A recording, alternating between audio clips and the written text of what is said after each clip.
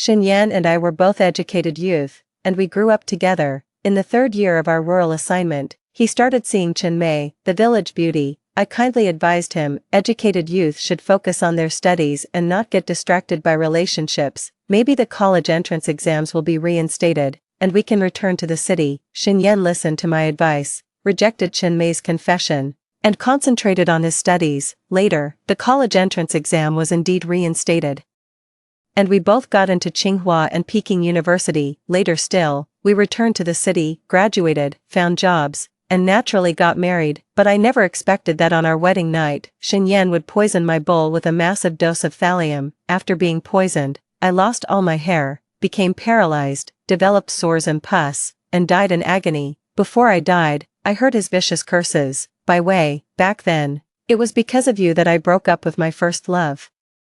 This is what you owe Chenmei. In my next life, I'd rather be a dog than marry you. With a blink, I was back before the college entrance exams resumed. This time, I will respect his choice. Let him rot in the mountains with the village belle for the rest of his life. Yushu Village, our third year of being sent to the countryside, with more and more children of school age in the village head decided to reopen the village entrance school.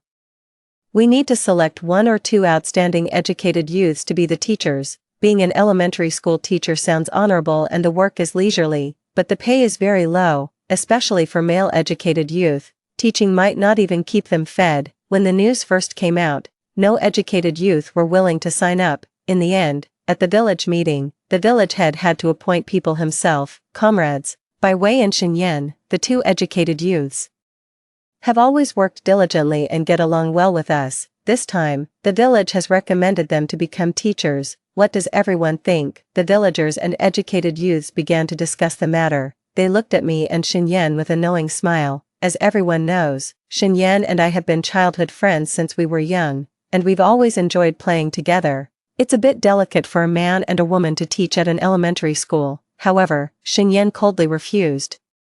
Village head, I came here to support rural construction. As a member of the farm, I want to work hard, earn more work points, and I don't want to be a pretty boy teaching. Xinyan spoke with righteous indignation, and the villagers praised his high level of consciousness. The village head was pleased. If a male educated youth really went to be a teacher, the village would have one less strong laborer. If there's really no one, we'll have to report to the commune and send another educated youth here. The village head asked me again, By educated youth, what about you? Would you be willing? One of the educated youths quickly said, What's there to ask? Bai Wei has been Xinyan's childhood sweetheart, following him all these years, and they even came to the countryside together. Now that Xinyan isn't going to teach, Bai Wei definitely won't either. The villagers all laughed, as if I were Xinyan's little wife, always needing him by my side. A sharp female voice rang out from the crowd, Humph, so what if they're childhood sweethearts? If Xinyan liked Bai Wei, they would have gotten married by now. It's obvious to me that Bai Wei is clinging to him, unwilling to let go. I was already feeling dizzy,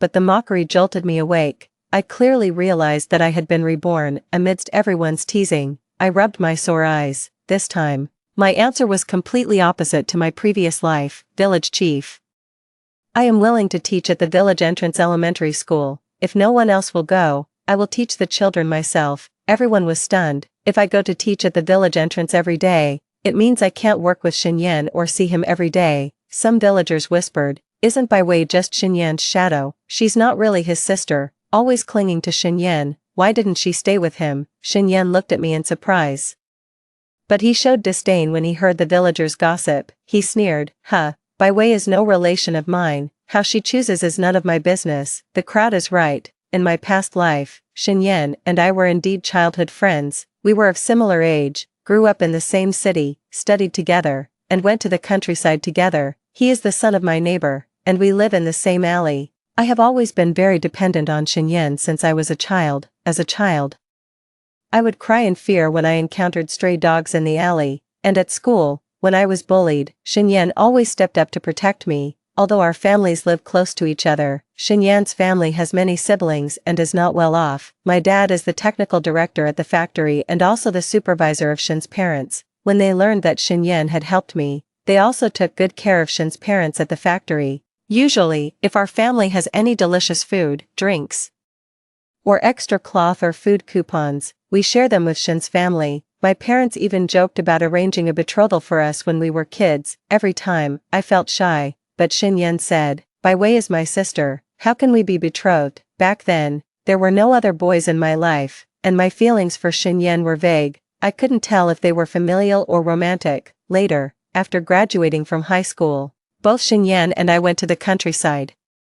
As our parents saw us off at the train station, they reminded us to keep studying and take care of ourselves even in the countryside. They also warned us not to fall in love or get involved with anyone before returning to the city. Thus, filled with naivety and anxiety about the future, we arrived in Yushu village. In Yushu village, I went to the farm every day, worked diligently, never argued with the villagers, but also kept my distance. Shin Yan was completely different. He was handsome, with a delicate demeanor, well-read, and very popular among the village wives and girls. They would send Shin Yan flowers, food, milk candies, cured meats. At first, Shin Yan felt embarrassed by their attention. Farm work was tough, and Shin Yan, being frail and bookish, always earned fewer work points than others. Every time it was time for dividends and ration tickets, Shin Yan's low work points made him increasingly frustrated. Gradually, he began to accept and enjoy the village girls' advances toward him. I was anxious and would always give him my work points and various tickets, only to be ridiculed by others. They all laughed at Shin Yan for bringing a young wife when he went to the countryside. Shin Yan was furious, throwing away my tickets and money, saying he didn't need our family's charity. It turned out he had always been bothered by the fact that his parents held low positions in the factory and had to cater to my parents' moods. We had a big argument over it and didn't speak to each other for days. In the end, I gave in. I tried to make peace with him, but it was too late. Shin Yan and the village beauty Chen Mei secretly got together. Some even saw them sneaking into the sorghum field in the dead of night. The next day, I asked him with red eyes, Shin Yan, are you dating Chen Mei? Shin Yan, however, was impatient. Bai Wei, we're both adults. Why are you being so childish? Do I need to report to you who I like? I panicked and said, don't you remember what your parents said? Young intellectuals can't date when they go to the countryside. Shin Yan angrily retorted, don't bring up my parents. They favor my older brother and younger brother. They've always looked down on me. Otherwise, with so many siblings in the family, why did they send me to the countryside? I was shocked. The spots are random. How could you think that? Shin Yan sneered. Bai Wei, don't tell me you like me. Too bad. You're not my type. I only see you as a neighbor's little sister. Bai Wei, even if I don't get together with Chen Mei, I won't like you. I don't want to get married to you and be nagged by your parents every day. As for Chen Mei, she has many brothers, and some relatives work in the county town. Her family has meat and grain. What can you offer me? With that, he left arrogantly. That night, I cried all night long. By the spring of 1977, the village school had reopened and began recruiting educated youth as teachers. I sensitively picked up on this signal. I found Shin Yan and told him, rural elementary schools have been restored, and the college entrance exam might be restored as well. Don't let your romance distract you. We can become teachers, study hard, and return to the city through the college entrance exam. To encourage him to study, I even lied that my parents in the city had heard that the college entrance exam would definitely be restored. Shin Yan was very happy and believed me, gradually cutting off contact with Chen Mei. So, both Shin Yan and I agreed to become teachers at the village entrance elementary school, teaching while reviewing. To our surprise, in October of that year, it was officially announced that the college entrance exam would be reinstated. Eventually, we both got into Tsinghua and Peking University through the college entrance exam. After returning to the city, we gradually forgot about the events in Yushu village amidst the bustling world. After graduating from university, we both entered the workforce as usual. There is no girl more outstanding than me by Shin Yan's side. With our parents' matchmaking, we naturally came together. We got our marriage certificate and held a wedding ceremony. However, to our great surprise, Shin Yan drank a lot on our wedding day. He received a letter from Elm Tree Village. The letter said that Chen Mei, pining for Shin Yan, had married and divorced, remaining single for many years. That night, after reading the letter, Shin Yan cried all night long. At dawn, he poured a large amount of thallium into my teacup and tricked me into drinking it. I suffered stomach pain for 3 days and nights, lost all my hair, became paralyzed, and finally died with blood flowing from all 7 orifices. I will never forget that day when Xinyan's fierce expression was right in front of me. He said, "It's all your fault. By way, if it weren't for you, I wouldn't have lost my first love, and Chinmei wouldn't have been so heartbroken. By way, I hate you, go die. In my next life, I'd rather be a dog than marry you." It was only then that I realized the truth. His nature is selfish, and he never truly loved me. It's because he couldn't have it that it became his obsession. Now, thinking of the past life's moments, my heart still feels as if it's been poisoned, aching deeply. In this life, I've decided to let go. Since he loves Chinmei so much, let him stay in the countryside and be with his first love forever. Why should I meddle in their affairs? Let them be. I'll take the high road and he can take the narrow path. I'm going to start living for myself. So, I reiterated my choice once again, village chief. We came to the countryside to contribute to rural development, but building the countryside isn't just about constructing houses and farming. Teaching the children to read and write is equally important. Don't you want your children to grow up literate, rather than being illiterate? The villagers stopped laughing upon hearing this. Farming in the countryside doesn't require much knowledge, but they knew that for centuries. Being uneducated meant being bullied. The villagers all chimed in, yes. The village school must reopen. We can't do without teachers or educated youth. Chinmei looked a bit jealous when she saw me being accepted by everyone. So the educated youth are cultured, but what good is it? They still have to work in the fields. Does knowing a few more characters make the hoe swing faster, the wheat cut cleaner, or the work points earned more? Chinmei asked Xinyan specifically. Xinge, am I right? Xinyan comforted Chinmei and secretly squeezed her hand. He nodded and said, exactly. With no college entrance exams in sight and universities closed, what's the use of learning more knowledge? Chinmei, you're more insightful than many educated youths. Chinmei smirked provocatively. That's right. Whether you're a man or a woman, you need strength and the ability to work to be able to eat. They exchanged a knowing smile. Their intimacy made me sick to my stomach, but I didn't say much. The next day, I packed my bags and headed to the village school. Upon arriving at the school, I realized there were only about 20 kids, including some from neighboring villages. They looked at me timidly, their eyes filled with a thirst for knowledge and a deep respect for their teacher. Teacher, does learning to read mean we won't have to farm anymore, and we can become doctors, scientists, and live in apartments in the city? Their pure hearts instantly healed me. I told them, my eyes red, children. Teachers cannot lie. We cannot guarantee that every one of you will be able to enter the city and achieve your dreams through knowledge, but I know that with knowledge, we can avoid unnecessary detours in life, or, no matter the joys or sorrows, we can better comfort our hearts. The children may not fully understand, but they all cherish every second in the classroom. In truth, I am very clear. I came here to teach, to better review my own knowledge, to take the college entrance exam, to change my destiny, but I promise, every second I spend here, I will fulfill my duty as a teacher. I quickly realized that the books I brought from the city were far from enough to be worthy of the children and myself. I used the money and coupons I had saved in the past to go to the county town and bought all the books I could. After finishing the books I bought, I wrote to my parents. I told my parents that I was teaching at the village elementary school, and our labor time had been greatly reduced, allowing us to focus on mutual learning. My parents were very happy to hear this and encouraged me to keep studying, sending me many books. 3 months later, I had become familiar with the children from the various villages, and I had also reviewed most of my middle and high school knowledge. In the evening, I returned to the commune, and everyone knew I had bought a lot of books. They couldn't understand why I was willing to invest so much.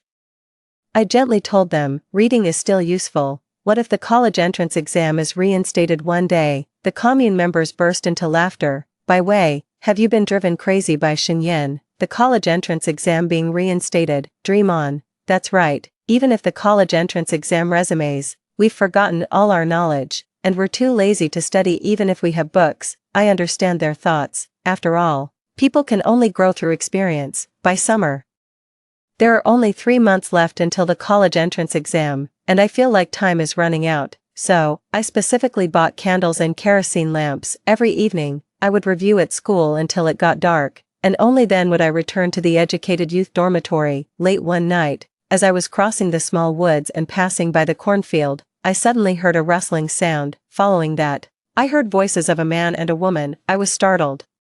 Could it be people from the neighboring brigade stealing corn? Who's sneaking around? I shouted. The cornfield fell silent, but the next second, I heard a familiar, piercing sneer. Oh, by Jiqing, not sleeping at night, are you looking to learn new knowledge or new moves? It turned out to be Chen Mei and Xin Yan. Their clothes were disheveled, and I immediately understood what they were doing in the cornfield. I felt both ashamed and furious, and demanded, "Do you have any shame at all in a public place?" Chen Mei laughed brazenly. "Xinge and I like each other. What business is it of yours? I'm going to report you to the brigade," I stammered, fuming. No matter how bold or open-minded Chen Mei was, she still had to maintain her reputation in the countryside. Chen Mei feigned grievance and coquettishly appealed to Xin Yan. "Brother Shen, what should I do? Your childhood sweetheart is going to report me. I don't dare to be close to you anymore."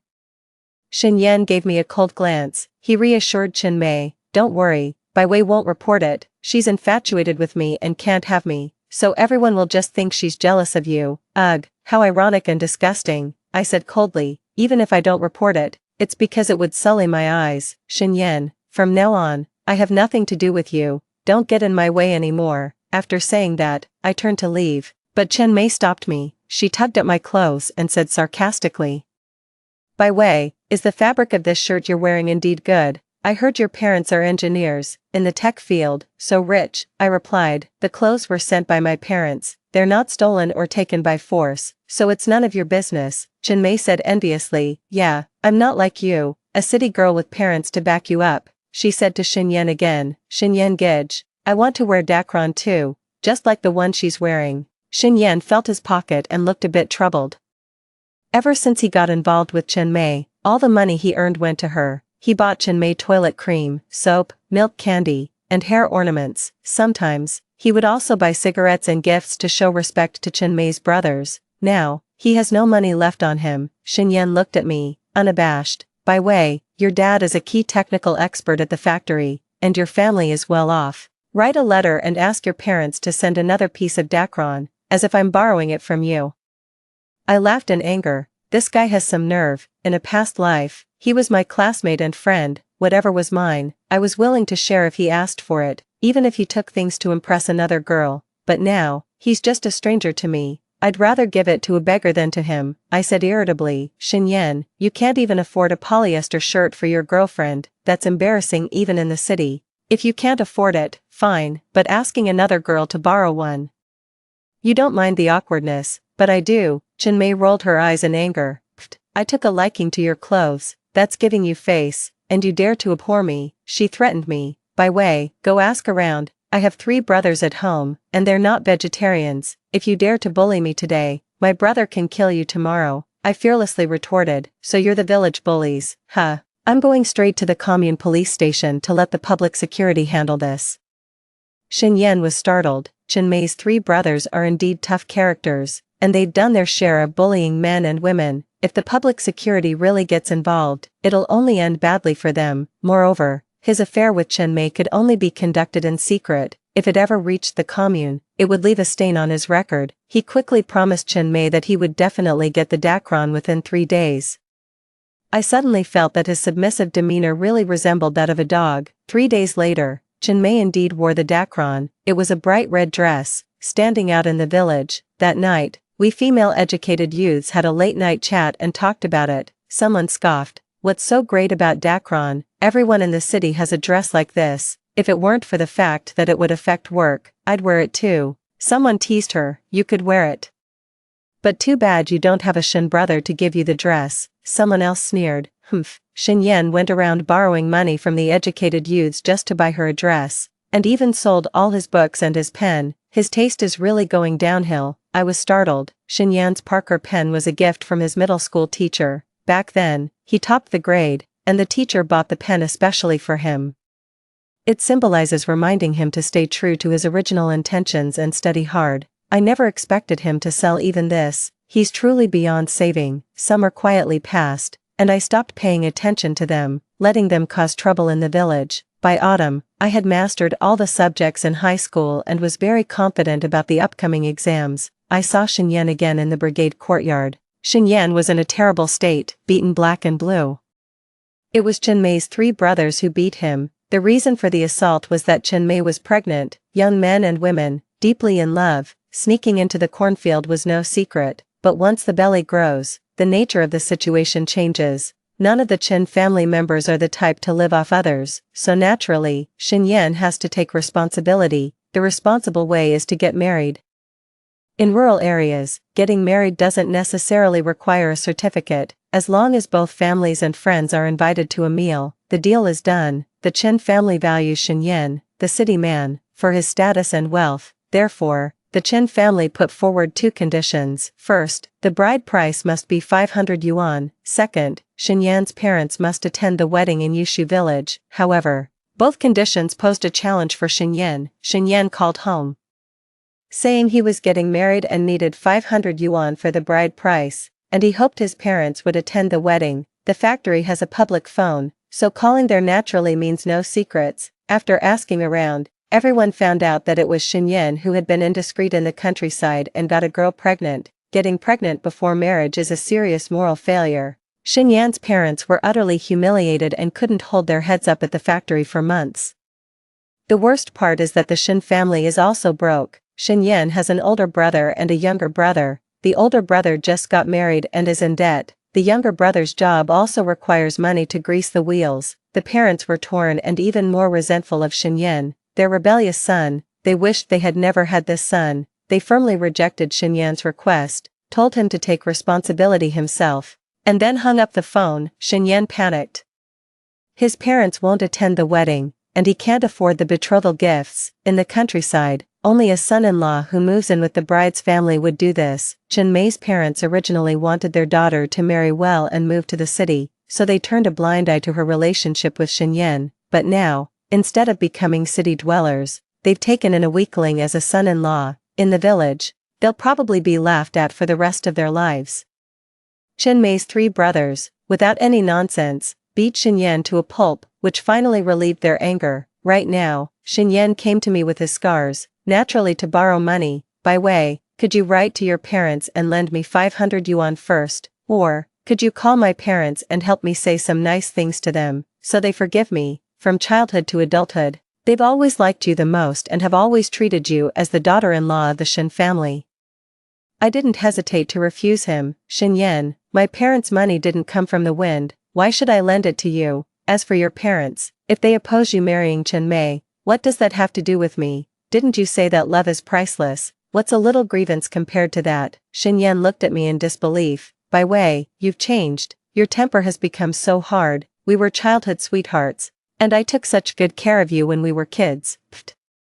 Don't tarnish the term childhood sweethearts, I retorted. You did take care of me when we were kids, but my parents also helped your parents with their work. Later, when we went to the countryside, I gave you a lot of money and tickets. We're even now, so from now on, don't ever use that term again. I don't have a childhood sweetheart like you, and I don't want to be yours. I wish you both a long and loving life together. Xinyan was furious. By way, you won't even help with such a small favor. Friends like you, I don't need, but I know, you're just jealous of us. That's why I would never choose you. I laughed, having long since cultivated an unbreakable heart. Xinyan, I sincerely thank you for not choosing me. That night, we officially and completely severed our ties. To avoid running into Xinyan in the village, I decided to move into the school dormitory, and I didn't even attend their wedding banquet.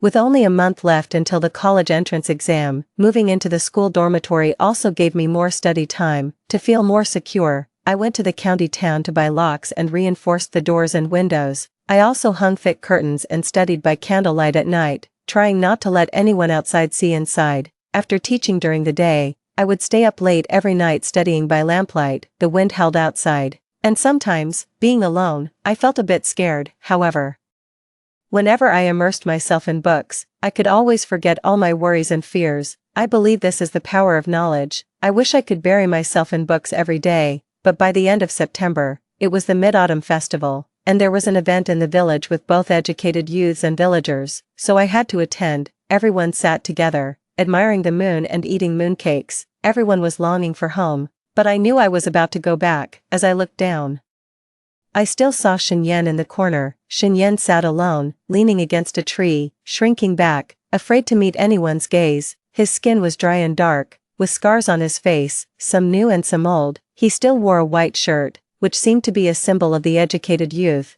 now faded to gray and patched. Once the center of attention, always eloquent, Xinyan now seems like a completely different person. Extremely haggard and forlorn, like Kong Yiji in his long gown. The villagers shun him, and the educated youths ignore him. Unable to resist my curiosity, I asked the educated youth next to me, what happened to Xinyan? A female educated youth couldn't help but mock upon hearing this. He's no ordinary man now. He's become the son-in-law of the village bully's family, with a much higher status. Another person chimed in, Xinyan turned out like this because of his wife and her brother. It turns out that after Xinyan married Chen Mei, they were together day and night. Before, there was a sense of distance that added charm, but now that the distance is gone, it quickly became a flaw. Chen Mei realized that the ideal man of her dreams was nothing more than a weak and dependent man. He didn't even have the strength to work, earning just a few work points a day, especially compared to his 3 brothers at home. He was practically useless.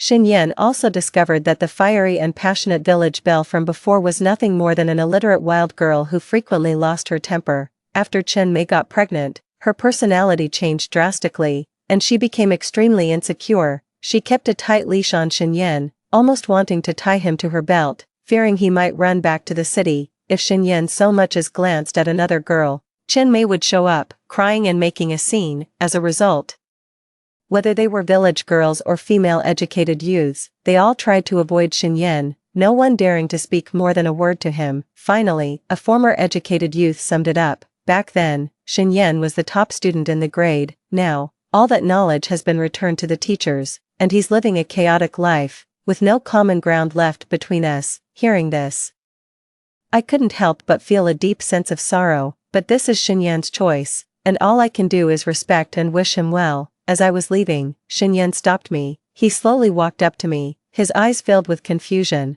as if hoping for something. He asked me cautiously, by way, how are you and your parents doing recently? I've written many letters to your family, but, before Xinyan could finish his sentence, there was a sudden thud, and a brick flew in from outside, hitting him squarely on the back. Xinyan let out a pained ow. No need to ask. This formidable person is naturally Chen Mei. Upon seeing Chen Mei arrive, the young women all understood tacitly and quickly dispersed, staying far away to avoid any trouble. Chen Mei, heavily pregnant, walked over and started yelling at Xinyan, Mr. Shen, don't think I don't know. You secretly met your old flame behind my back today. She pointed at me and continued to scold, by way, do you have any shame?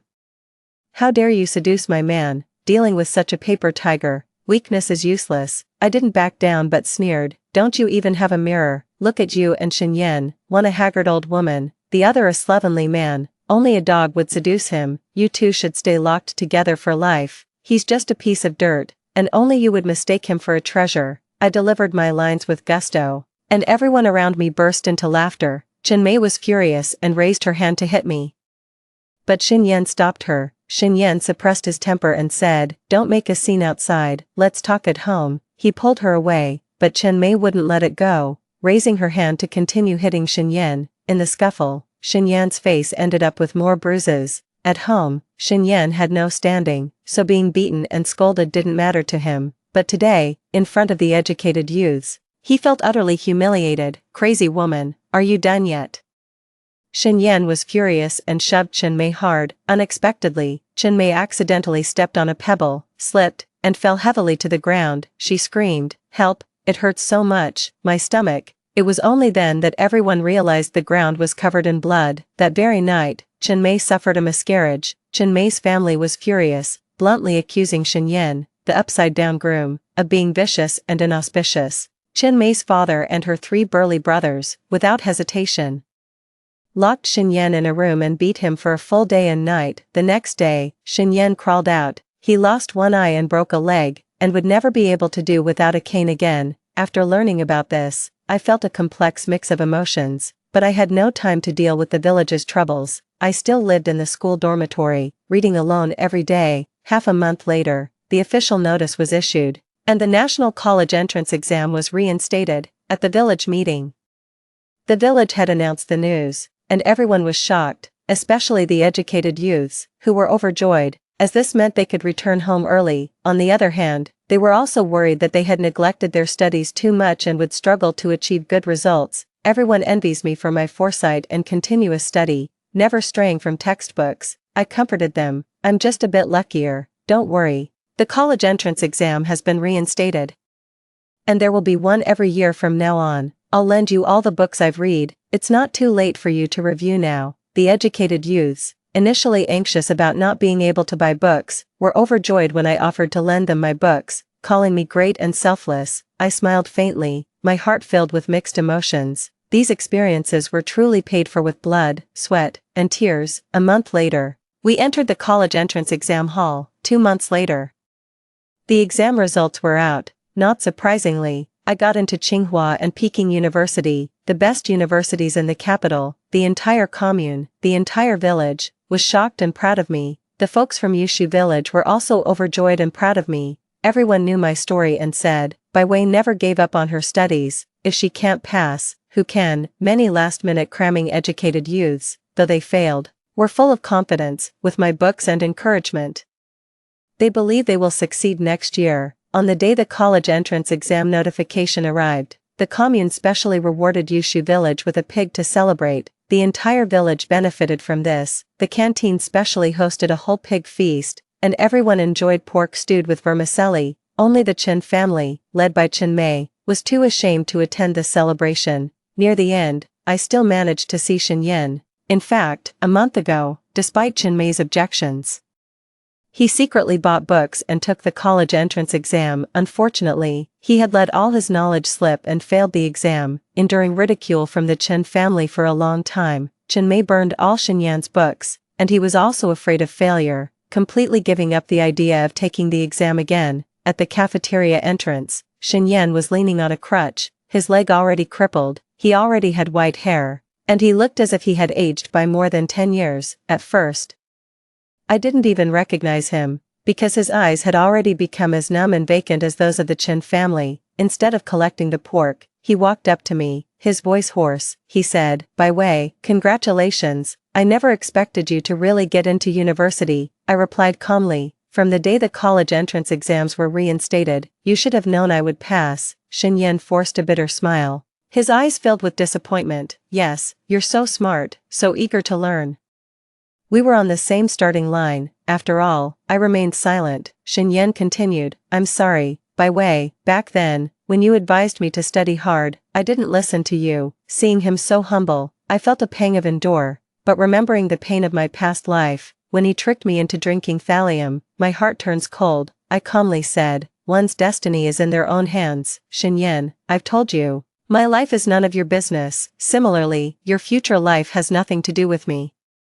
Shen Yan felt a pang of pain, yet still pleaded, Bai Wei, when you return to the city, could you please visit my parents and speak on my behalf, so they might send me a reply? He still clung to a glimmer of hope, hoping his parents would forgive him and bring him back to the city. I laughed. Shen Yan, you're quite the celebrity at the youth work office now. Even the neighborhood committee knows about it. You're not working hard, sleeping with village girls, and beating your wife.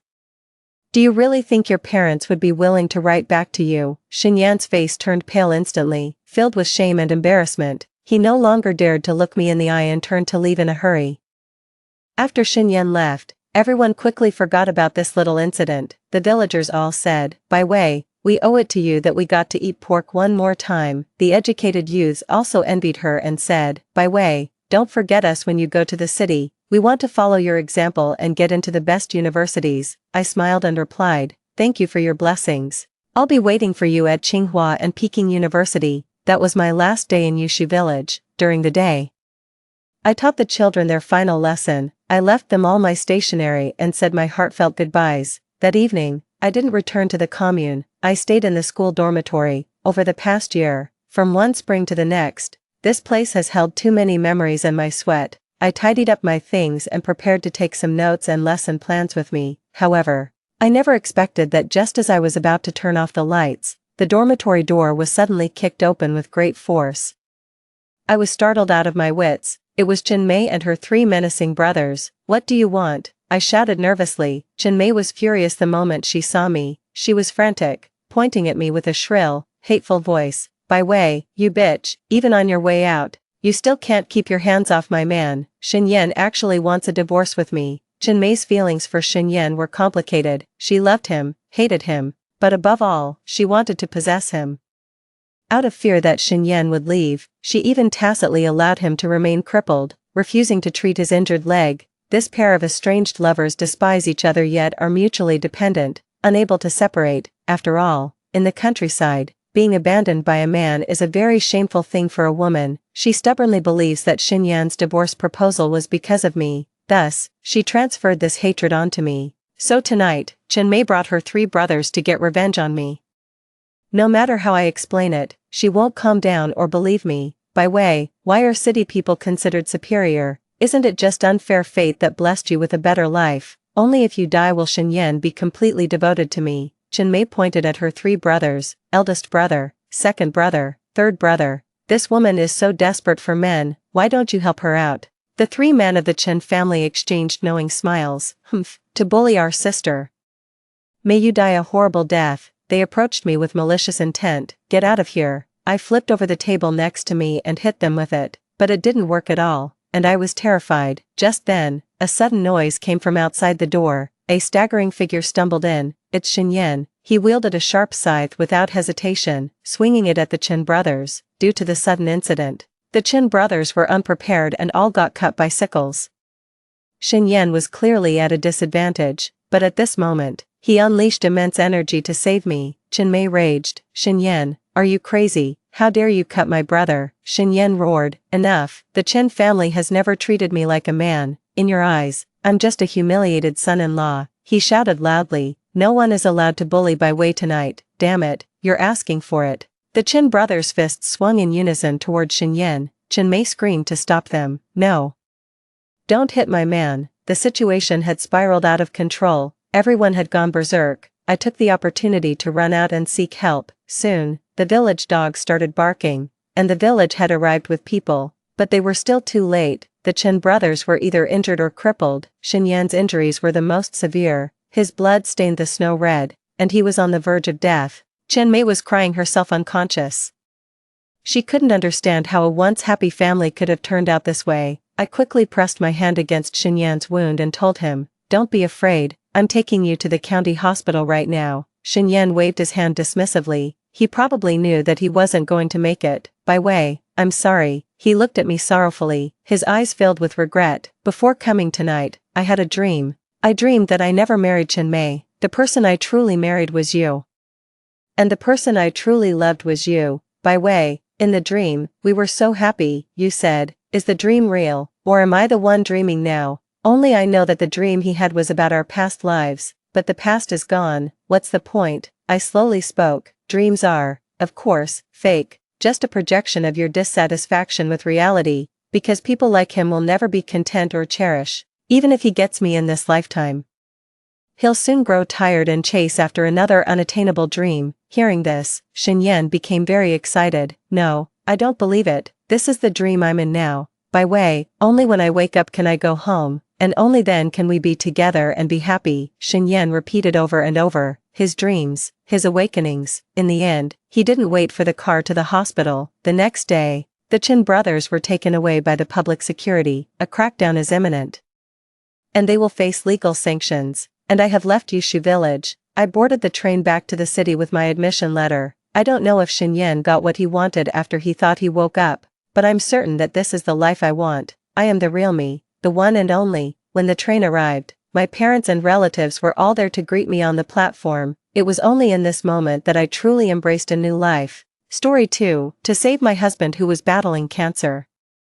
I called every friend and relative I had to borrow money, all while working 5 jobs and staying by his side in the hospital. My mother, heartbroken for me, secretly went to a shady hospital and sold one of her kidneys, but she tragically passed away due to post-surgery infection. My father, working tirelessly as a taxi driver to help me make ends meet, fell off an overpass late at night, and his body was never found. Even with all that, Fu Xian still couldn't be saved. However, at the funeral, my in-laws sued me, demanding I repay the 200,000 yuan they spent on my husband's medical treatment. You, as a wife, have the obligation to provide assistance, so you must repay this money. In just 1 month, I lost both my parents and my husband, and I was penniless with a huge debt. As I bought chrysanthemums with my last 10 yuan to pay my respects to Fu Xian, I saw him embracing a beautiful woman, welcoming her beaming in-laws into a luxury car. Our plan is flawless. Not only did it cure the illness, but we also managed to swindle her parents' pension. I no longer have to endure that old woman's attitude. I'm starting a new life with my beloved. I felt a surge of anger and passed out. When I opened my eyes again, I was back on the day Fu Xian was first diagnosed with cancer. This time, I'll make you suffer beyond endurance. 1. Oh dear, how could someone so young get cancer? What are we going to do? Ding Xian Tao, my mother-in-law, kept slapping her thigh with the medical record in her hand. Honey, I'm still young, I don't want to die. The doctor said there's a chance to be cured, you have to help me. Fu Xian tightly held my hand, and the panic in his eyes was undeniable. Witnessing all this unfold before me, I realized I had been reborn in my previous life.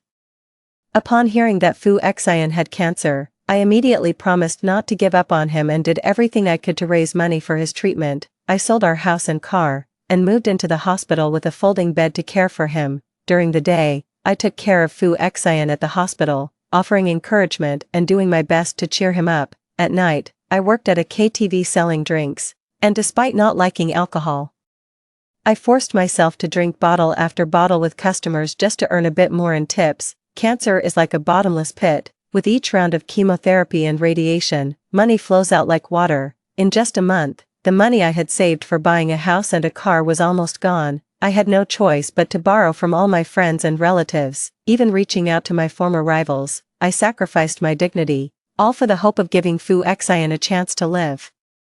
The sudden immense pressure turned my hair white in an instant, making me look more exhausted than a 50-year-old at the age of under 30. My parents felt sorry for me and often turned away to secretly wipe their tears. To share my burden, my mother secretly went to a shady hospital and had one of her kidneys removed without telling me. Mom's old now, can't help you much, take this money for emergencies. As soon as I received the heavy stack of money, I rushed to the hospital without even noticing my mother's pale face. When I saw her again, my mother had already been hospitalized due to an infection. Don't spend money on me, I'm not going to get treated. That same day, my mother passed away, leaving me no chance to save her. I sat frozen in the corridor, wondering how to tell my dad. When the devastating news came through the phone, Dad drove taxi day and night to raise money for me. Late at night, while passing a viaduct, he crashed through the railing and fell into the river. The swift current swept his body away, leaving no trace. I collapsed where I stood, my cries echoing through the entire corridor. Reality didn't allow me to grieve for long.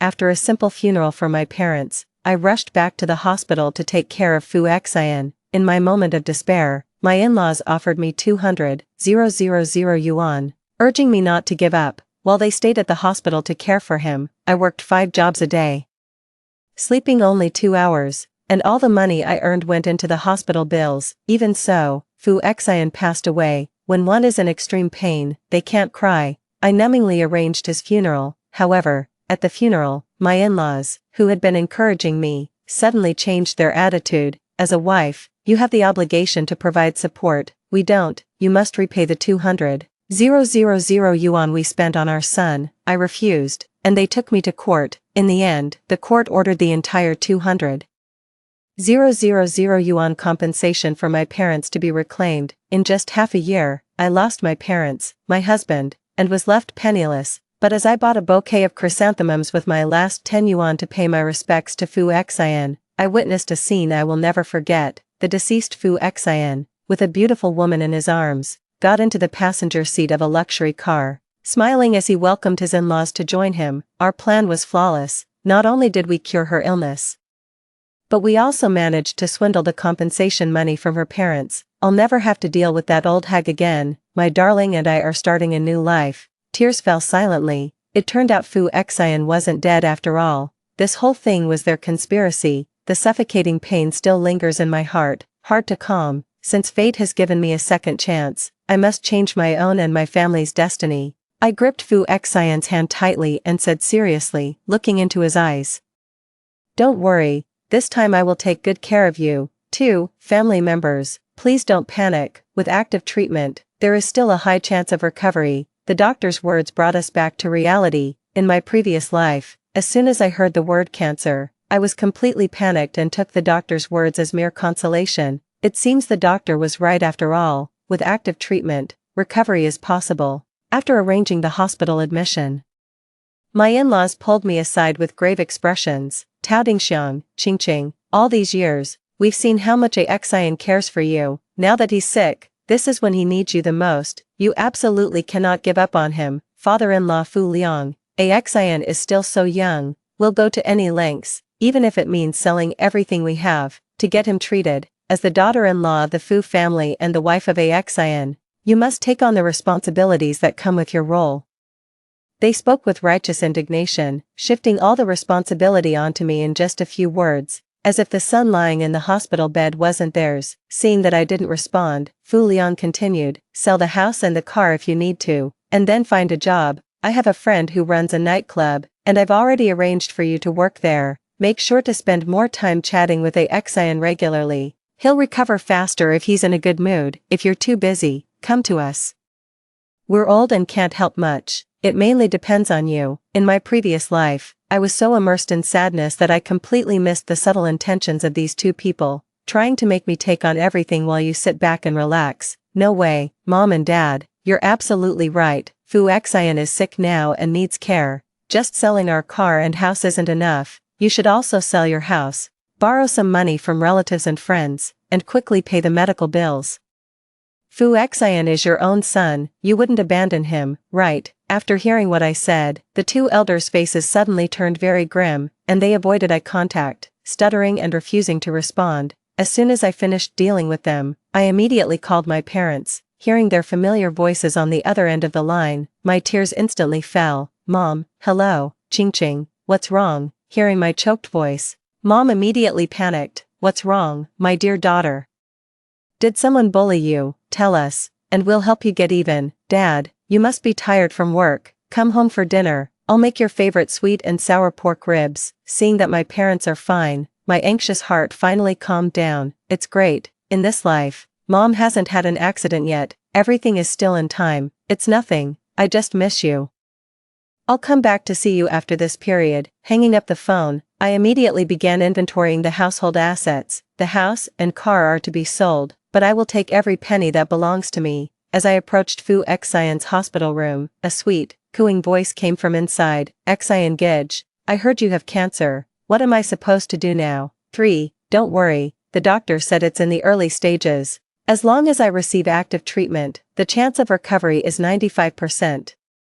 It's just a matter of spending some money. What should we do? Will Sister Qingqing take out the money to treat you? Fu Xian said with certainty. She definitely will. I'll have her raise money for my treatment, and then I'll take the opportunity to fake my death and disappear. Then I'll never have to see her face again, and we can be together openly, even though I had already known about their plan. Hearing these words come directly from Fu Xian's mouth still sent a chill down my spine.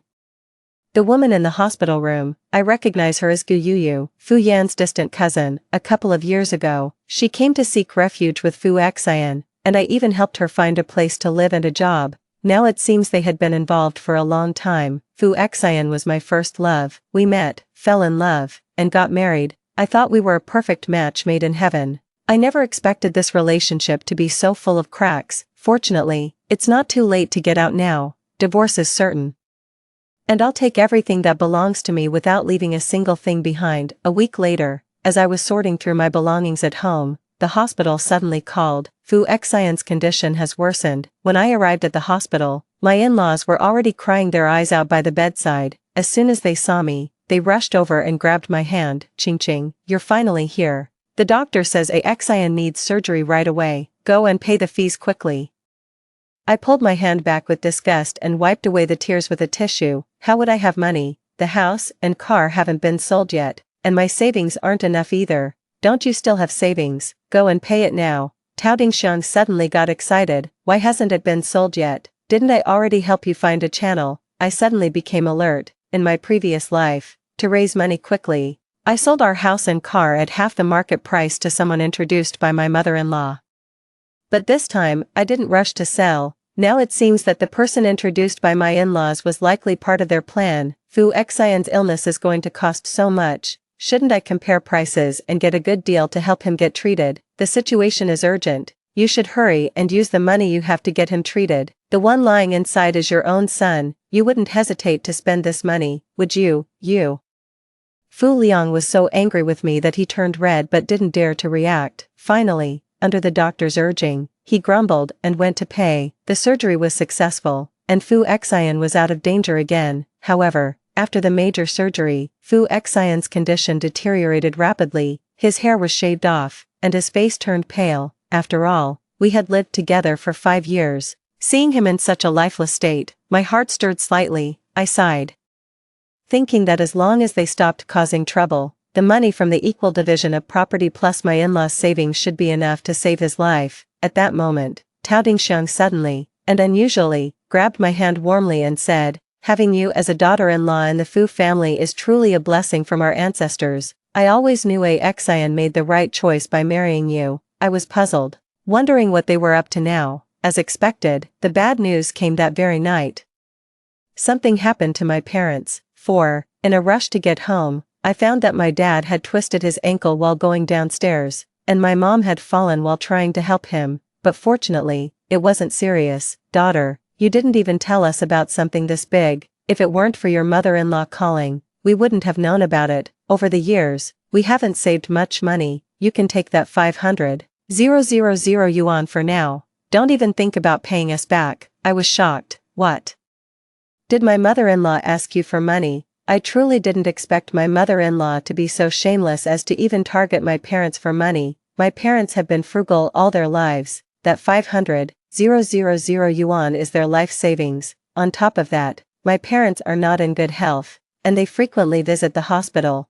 Taking that money away from them is practically taking their lives. At this moment, the last shred of goodwill I had toward the Fu family has vanished. Since you are so heartless, there's no need for me to show any mercy to you anymore. To prevent my parents from hurting themselves again, I told them about my plan to get a divorce. Although surprised, they still supported me without hesitation. After much comparison, I finally found the right seller, and at the same time, Fu Xian reached the most critical stage of his treatment. I brought the agreement to the hospital room. Fu Xian is hooked up to a myriad of machines, looking pale and lifeless. In my previous life, I was so terrified by his condition that I went crazy trying to raise money for him, but now, seeing him like this, my heart feels nothing. I placed a stack of documents on the bedside table. "I've already arranged everything, just sign here, and you'll get the money." Fu Xian put on an expression of gratitude, signing his name without even looking at it closely. "Qing, I knew you loved me.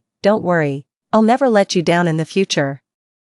The in-laws and Gu Yuyu burst in from outside the door. "Qing, I knew you wouldn't give up on our Xian. Please transfer the money to my account. The hospital is waiting for the payment. It's more convenient to keep the money with me. You can focus on working and earning money, and we'll take care of the hospital matters." I glanced at her and spoke coldly. "You seem to be mistaken. This is my money. Why should I give it to you?" As soon as I finished speaking, everyone present was stunned. "Tao Dingxiang, Shen Qingqing, what do you mean by this? This is Xian's life-saving money. Do you want to embezzle it?" Cough, cough, cough. Fu Xian gasped for air after hearing my words, coughing violently on the bed. His already frail body, weakened by the illness, now looked as if it might fall apart at any moment. Gu Yuyu quickly went over to gently pat his back to help him catch his breath. "Sister-in-law, you're too heartless.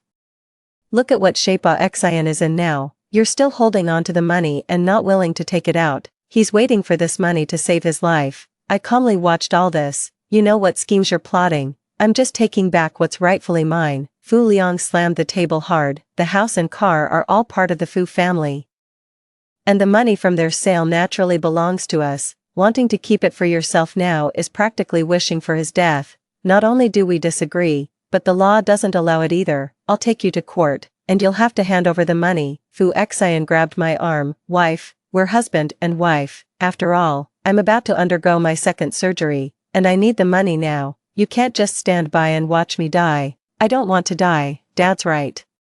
Even if you don't care about our years of relationship, taking that money without permission is illegal." I yanked my hand away from his and pulled out the divorce agreement from the stack of documents. "Do you want to see what you just signed?" 5. After carefully examining the document in my hand, everyone present stood frozen in disbelief. Fu Xian widened his eyes and looked again and again. You tricked me into signing the divorce agreement. What have I done wrong to you that we suddenly reached this point? Is it just because I'm sick? I truly didn't expect that after all these years of our relationship, you wouldn't even be willing to endure this small test with me. Is our marriage really that fragile? Fu Xian tearfully accused me, as if he had suffered an enormous injustice. I couldn't help but laugh out loud. Isn't that the case? Do you dare swear that you haven't done anything to betray me in all these years? As soon as my words fell, Fu Xian and Gu Yuyu's faces immediately turned ugly, their eyes darting around, completely losing the arrogance they had just displayed. Seeing the tension, my mother-in-law quickly stepped in to smooth things over. Oh dear, Qingqing must be joking, right? How did it come to the point of divorce? It must be because you've been working too hard all these years. If you have any grievances, tell your mom, and we'll help you teach this bad boy a lesson. He's still seriously ill, so don't get upset with him, Gu Yuyu chimed in. Exactly, sister-in-law, with brother Xian in this state, it's really immature of you to be throwing a tantrum now. You'd better hurry up and get the money out to treat brother Xian. If the condition worsens, it'll be too late. I placed the agreement in my bag, speaking calmly. I'm not joking, nor am I being childish. Not only do I want a divorce, but the property division clearly states that the money for the house and car belongs to me. This money has nothing to do with you. Hearing what I said, Tao Dingxiang's gentle voice suddenly rose by 8 degrees. What? You want to take all the money, Qingqing? What exactly have we, the Fu family, done wrong to you that you would want to kill a Xian? Over the years, your father-in-law and I have treated you like our own daughter. And even when you didn't want children, we agreed. You're still wearing our family heirloom. How can you be so heartless? I looked at my wrist and saw the jade bracelet she had given me on our wedding day. I once thought this was proof that they valued me, until I saw her Taobao purchase record for 9 yuan. The Fu family does have a heirloom bracelet, but right now it's on Fu Qingqing's wrist. I took off the bracelet and tossed it back to her. I don't care for such things. Better left for Fu Xian's good lover, don't you think, cousin? The crowd's faces darkened one after another. Gu Yuyu felt both ashamed and angry, quickly hiding the bright bracelet on her hand. What are you talking about? Me and my cousin, she was still too young, and with just one sentence, I had her flustered, realizing the truth couldn't be hidden any longer. Tao Dingxiang stopped trying to conceal it. Since you already know, we won't hide it from you anymore. But this is only because you refused to have children, and we had no other choice. Yuyu doesn't seek any status, yet she is willing to carry on the Fu family lineage. As a daughter-in-law of the Fu family, you should be grateful to her for taking on the responsibility of childbirth, and you should thank her, right? Our Fu family hasn't blamed you for being unable to have children, so what more could you possibly want? Fu Liang, who had been silent all along, suddenly exploded. He slammed the table and shouted at me. Shen Qingqing, is this the time for your nonsense? I don't care what contracts or agreements you've signed, I don't agree. You better get the money out and use it to treat my son. I laughed. Did he really think he was the head of the household, and everyone had to listen to him? I glared back without the slightest fear. I'm definitely getting a divorce. 6. How cruel you are. Cough, cough, cough. The already weak Fu Xian struggled on the bed, pulling on the tubes of the medical equipment attached to him, and began to cough violently. The three of them immediately surrounded her, and Gu Yuyu's hands kept patting his chest to help him catch his breath. Seeing his son in such a state, the father-in-law's anger deepened. Fine, divorce is possible, but you have to leave the money. That's Fu Xian's life-saving money. You can't take it with you. Yeah, Qingqing, even if you get divorced, the property should be split equally. There's no reason for you to take it all. Gu Yuyu looked slightly angry, standing up for Fu Xian. I really am going to take all the money. The house and car were both bought with my full payment, and I've been covering most of the household expenses over the years. Meanwhile, Fu Xian's money has been going to his parents and Gu Qingqing under various pretexts. It's no problem at all for them to pool their resources and cover the medical expenses. Now, as soon as I take my own things, they start panicking like crazy. Why can't I take them? How much money Fu Xian has transferred to you over the years? Do you think I don't know? Especially you, Gu Yuyu. I have every right to demand the money spent on you back. You spend his money all the time, but now that he's sick, you don't want to fork out a single cent. Where is the justice in that? How dare you? The father-in-law slammed the table with his water cup. Who do you think you are to talk to your elders like that? Isn't it only natural for my son to spend money on me? Who are you to lecture me? I shook my head in resignation, really not wanting to engage with these people any further. Just now, Fu Xian signed the divorce agreement, confirming the property division. Legally, that property now belongs to me, so no amount of arguing from you will change that. With that, I turned to leave, only to find my mother-in-law blocking the doorway. You're not leaving. Hand over the money that could save my son's life right now. With that, my father-in-law and Gu Yuyu also approached me with angry expressions. At the critical moment, a sharp beep broke the silence. It was Fu Xian's body acting up again, and the three of them rushed out to find a doctor. I watched Fu Xian twitching on the bed, left a Sergio right behind, and then left the hospital. 7. As soon as I got home, I immediately transferred the 500,000 yuan back to my parents and warned them under no circumstances to give any more money to the Fu family. To avoid any further trouble from them, I booked an international tour and took my parents on a trip abroad. Only when we were truly lying on the soft hotel bed, thousands of miles away from the fuss, did I finally step out of the shadows of my past life. I took my hard-working parents on a luxurious cruise, chasing whales at sea and watching the sun dip below the horizon. Although my parents complained about my reckless spending, they thoroughly enjoyed this leisurely time. Meanwhile, my mother-in-law kept sending me messages non-stop. Fu Xian's surgery is about to start. Transfer the money to me right now. Shin Qingqing. How could you have the heart to run off with the money when Fu Xian is already this sick? Do you want to watch him die? I didn't hesitate to delete her chat window.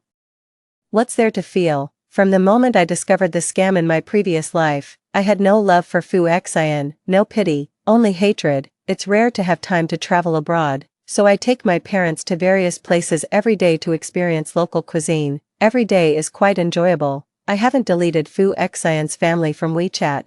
Watching them struggle has become one of my pleasures. At first, they would take turns calling and messaging me. All the name-calling, ingrate, heartless, had no effect on me whatsoever, perhaps because he was so angry with me. Fu Xian's condition was even worse than it had been in his previous life. My in-laws and Gu Yuyu had no choice but to start pooling money to cover the medical expenses. But cancer treatment is no small sum, and even after they drained their savings, it still wasn't enough. Qingqing, we've spent all our money. Please, for old time's sake, return it to us. If it really comes to that, let's split it evenly. We won't argue over the details anymore. I still deleted the chat box, pretending not to see it. Another half-month passed, and Fu Xian's parents had completely run out of money. Even Gu Yuyu, who had always stuck close to Fu Xian, started avoiding them. In the video sent by Aunt Fu, Fu Xian looks terribly emaciated, with pale skin. Qingqing, please, I'm begging you, just consider it as lending us some money. Fu Xian is about to start the next phase of chemotherapy, and we really can't afford it. Fu Xian's father has already gone looking for a job, but that meager salary is nowhere near enough. We've tried borrowing money from others, but we were turned away. We're truly out of options. Seeing these messages, I don't feel pity, I just feel incredibly satisfied. Finally, they get to experience what I felt in my previous life. From then on, the messages from Aunt Fu became fewer and fewer. From a friend, I learned that to pay for their son's treatment, they had to find new jobs, doing menial tasks like serving dishes, washing dishes, and sweeping the streets, while also taking turns to care for their son in the hospital, so busy they barely had time to rest. As for Gu Yuyu, she never appeared again. I thought their feelings for each other were deep, but it seems that's not the case. When I heard about them again, Fu Xian had already been discharged from the hospital. I thought the feud with them would end there, but unexpectedly, I received an invitation from a family mediation TV station. Fu Xian's family found the TV station, accusing me of taking all the money while he was seriously ill. 8. As soon as I got off the plane, I was surrounded by TV station staff who escorted me to the mediation stage. On the other side of the stage, Fu Xian's family sat on the sofa with sorrowful expressions, as if they had suffered a great injustice. Welcome to our family mediation program. This episode is being broadcast live online. We invite all viewers to share their thoughts via the live chat. Following the host's gesture, I noticed a large screen in the audience section, displaying the live broadcast of the stage. I chuckled softly. Perfect timing. Aunt Fu, you've entrusted us to mediate the conflict between your family and your daughter-in-law. Could you please elaborate on what exactly happened? As soon as the host finished speaking, Tao Dingxiang couldn't wait to speak up. My daughter-in-law is heartless. A while back, while my son was hospitalized and sick, she tricked him into signing a divorce agreement and an unfair property division, taking all the money from our home. That was my son's life-saving money. If it weren't for us borrowing money from everywhere and working multiple jobs, my son might have died on the operating table. Now that my son is cured, we've ended up with tens of thousands in debt. The host must help us and make that wicked woman return the money she took from my son. Tao Dingxiang's voice was filled with sobs, breaking everyone's heart. This Shen Qingqing is such a despicable person, even daring to take someone's life-saving money. Why isn't she the one who's sick? Exactly, that person is her husband. How vicious her intentions are. Return the money. It must be returned. Host, Shen Qingqing, don't you think this is a bit too much?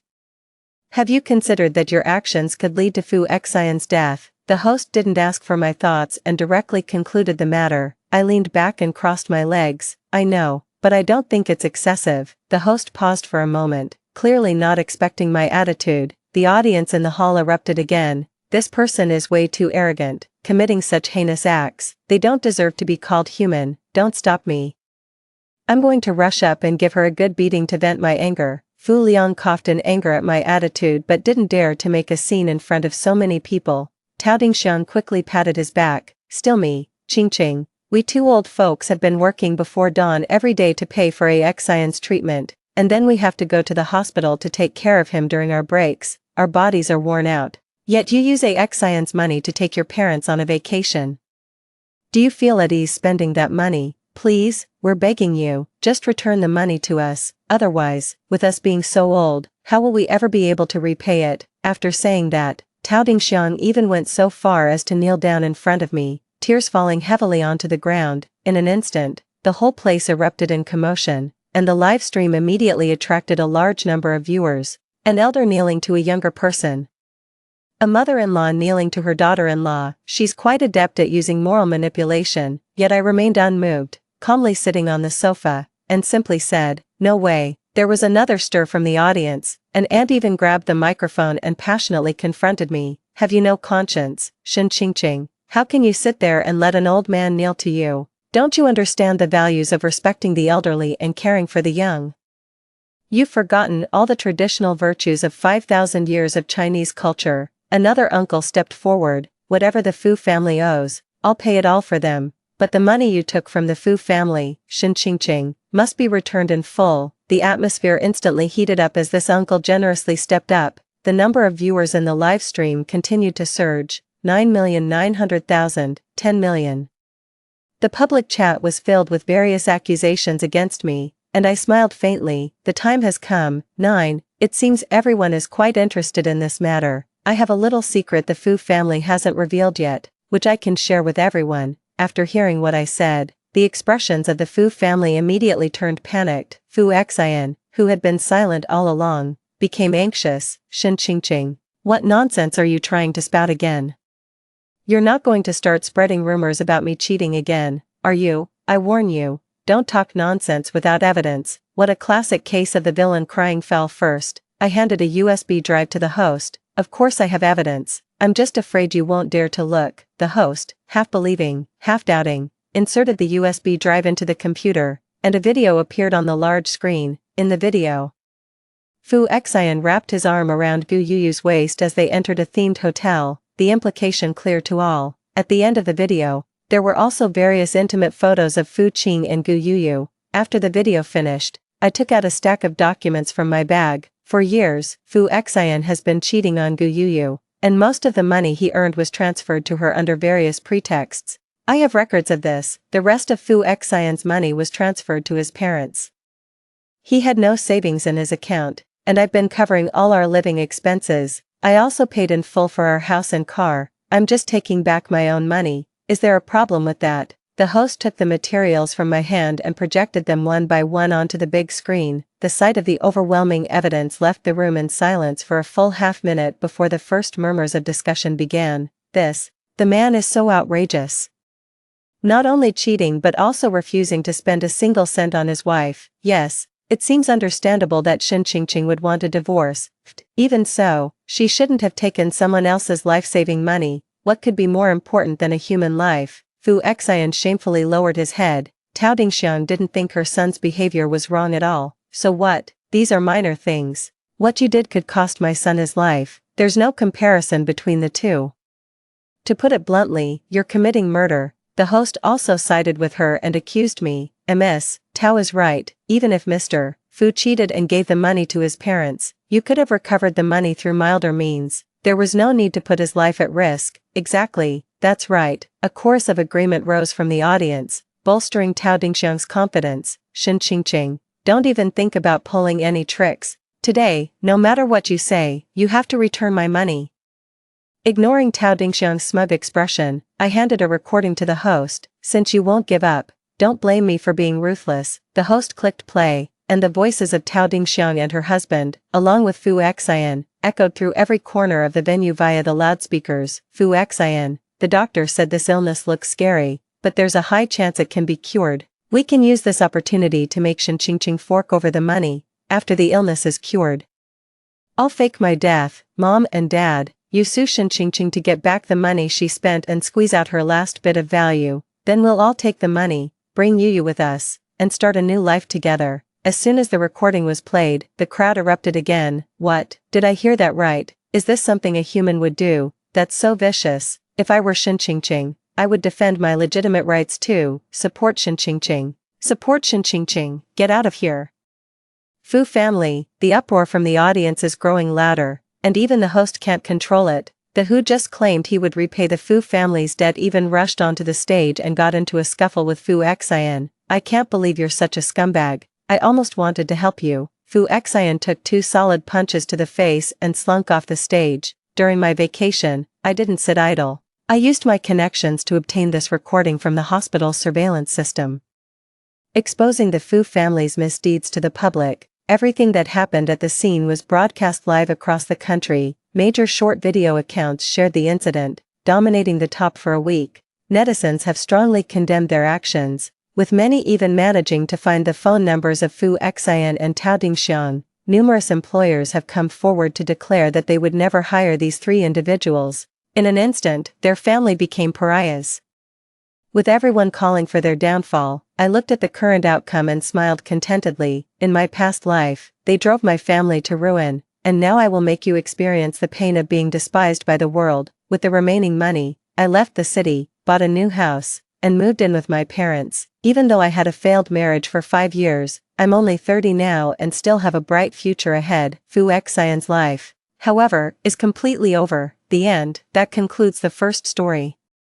Don't go away, the next one is even more exciting. Bandits attacked the village, but my husband, the militia captain, took all the militiamen to the city to watch a movie with his first love. The village chief asked me to bring my husband back, but I refused outright. In my previous life, pregnant and riding a fast horse, I took a shortcut to the city, pulled my husband out of the movie theater, and saved the entire village. Baiyueguang, however, was defiled by a few escaped bandits and thrown into the woods to be devoured by wolves. My husband hunted down those bandits, then locked himself in his room for 3 days and 3 nights. After coming out, he never mentioned the incident again, until the county, impressed by my heroic rescue, appointed me as the director of women's affairs for Baiyueguang. On the day I gave birth, my husband dragged me, weak and frail, into the woods. He broke my legs, cut open my stomach, and let the beasts devour my insides. You conspired with the bandits for your own selfish reasons and caused her death. Since you enjoy imitating her so much, I'll make sure you die the same way she did. Eyes open again, back to the day the bandits raided the village. This time, if he wants to protect his beloved, let him do so. I was reborn when the gunshots rang out. I rushed out in a panic, and as soon as I opened the door, the village head ran in. Mingyang, the bandits are here. Hurry and wake your husband. Organize the militia to protect the villagers. Before I could speak, the village head's wife's voice came from behind me. Loudly, I've searched everywhere, but all the strong men in the village are gone, and even the guns at the militia office are missing. When she looked up, most of the women in the village were following her, their faces filled with fear. The village head was stunned.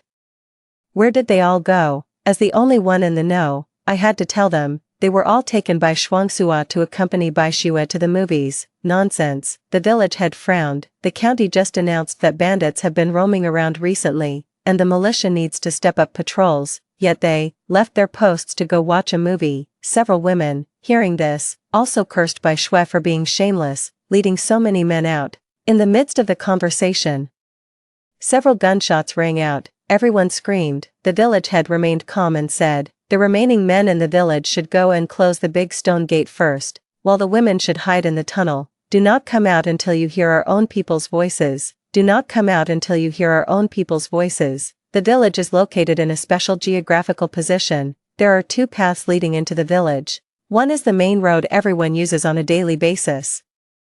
At the entrance of the village stands a large stone gate, a legacy left by our ancestors. This area is mountainous, poor, and infested with bandits. The large stone gate was built to fend off the bandits. Once closed, it's hard to open. There's another path behind the mountain. That path winds dangerously, with steep terrain, and one misstep could send you tumbling down the mountain. So even though it's only a half-hour ride to the county town, no one takes it on a regular basis.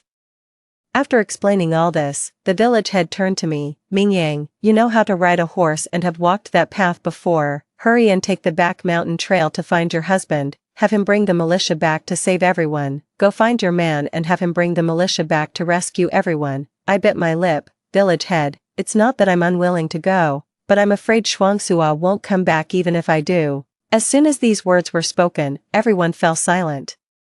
Ever since Bai Shue came to our village to serve as the women's director, my husband's eyes have been glued to her. Everyone in the village knows we fight over her every day. Just as I was about to burst under everyone's intense stares, my sister-in-law came to my rescue. "I'll go. I've walked that road before, and besides, my sister-in-law is pregnant. Let's not risk her slipping because of this. The fetus is gone." As soon as the village head nodded, the sister-in-law rushed home to leave on horseback. The village head's wife led us into the tunnel to wait for rescue. An hour and a half later, the sister-in-law returned. When she appeared at the tunnel entrance, everyone cheered, thinking all the militiamen had returned. To everyone's surprise, she said with a pale face, "The men don't want to come back." Everyone was stunned. Why? Her sister-in-law's tears fell. "They say I'm spreading rumors, especially my brother, who accuses me and my sister-in-law of deceiving everyone. I even knelt down. I did it. And they called me shameless." She didn't know how much grievance she had suffered, and after speaking, she cried even louder. Everyone was infected by the mood of the sister-in-law, and one by one, they cursed Bai Shue as a troublemaker. She claims to be the women's director, but she doesn't help women at all day long. She just circles around those men. Before the scolding was finished, a loud boom came from outside. Everyone stood up. Not knowing what had happened, the village chief appeared at the entrance of the tunnel and informed everyone that the bandits had brought landmines and were preparing to blow open the large stone gate. "What are we going to do?" someone asked in a trembling voice. "Are we going to die here?" Watching the fearful expressions of the crowd, I thought for a moment, if our village militia doesn't return, we can look for others. I'll go. The sister-in-law, tears still unwiped, was about to leave immediately. Before long, everyone noticed she was limping. After forcing her to sit down, they rolled up her pants. Both of her calves were swollen like steamed buns. Only then did she sheepishly admit that she had fallen off her horse earlier while riding too fast. "It's okay, I can still walk." The sister-in-law was determined to save everyone and struggled to stand up. I held her down firmly. "You stay here, I'll go."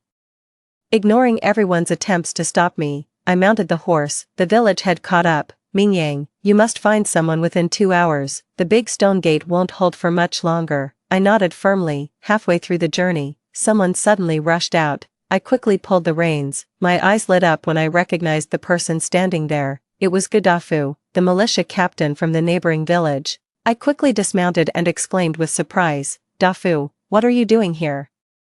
I was just about to talk about the situation in the village. He suddenly grabbed my arm and pinned me down. Gaddafi gave a cold laugh. "I've been waiting to catch you." My arm went numb. "What do you mean? You were going to look for the bandits, weren't you?" Gaddafi looked at me with obvious disgust. "Your man came to see me early this morning, telling me to. I'm waiting here for you, saying you'd definitely take this path to meet the bandits." Wu Mingyang. "It's a shame your father was a hero in suppressing bandits, yet you're colluding with them out of jealousy. To be in cahoots with bandits, how disgraceful for him. My head suddenly buzzed, even though it was in Chinese. It took me a while to understand what he meant. In my previous life, when Zhang Shuangsua killed me, he said the same thing. He claimed that I had called the bandits to the village, all to gain merit and seize Bai Shui's position as the women's director.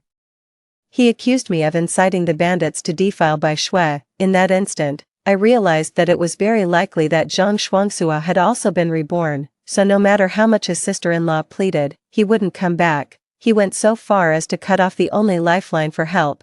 Before I could respond to his accusations, I lowered my stance and said, "Dafu, I didn't collude with the bandits. I came here because the bandits entered our village, armed with explosives to blow up the big stone gate.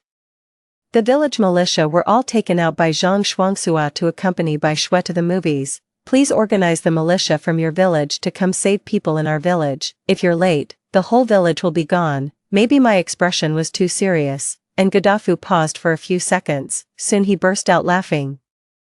"Wu Mingyang, you're quite the actor. I almost believed you, but then you claimed that Shuang took a group of militia to neglect their duties just to accompany a woman to the movies. That's just too fake. I know Shuangsua better than anyone. With his strong sense of responsibility and his background as a veteran, how could he lack such basic awareness? There's no way he doesn't have it." His mockery cut me to the core. "I'm serious," I said. "You can go and see for yourself if you don't believe me. I think you're trying to trick me into leaving so you can go find the bandits yourself," Gaddafi said, waving his hand at me with a serious expression. "Wu Mingyang, don't be stubborn. Do you know why I'm the only one standing here? It's because Zhang Shuangsua let me. I advise you to come to your senses. He loves you. Otherwise he would have reported this to the police station long ago, and you would have been arrested by now.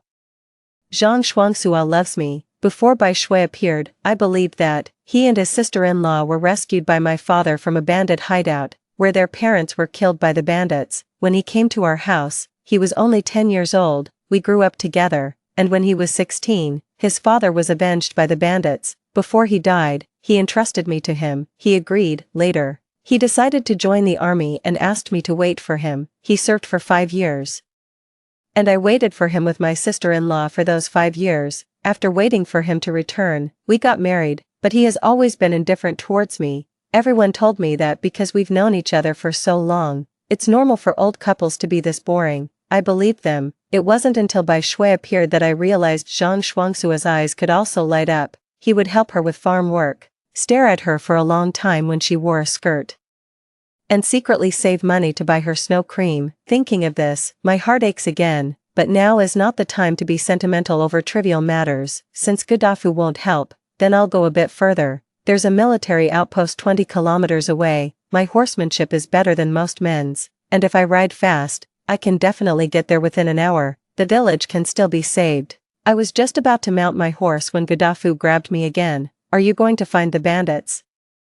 If you won't save them, I'll find someone else." I struggled with my arm. "Get out of the way. You're not going." Gaddafi twisted my arm so hard that it dislocated. He took out a rope, tied me up, and dragged me towards his village. I was so desperate I was about to cry. "Gaddafi, let me go. I need to save everyone. Stop messing around." Gaddafi lifted me onto the horse and said, "With me here, you're not going anywhere today." He led the horse toward his own village.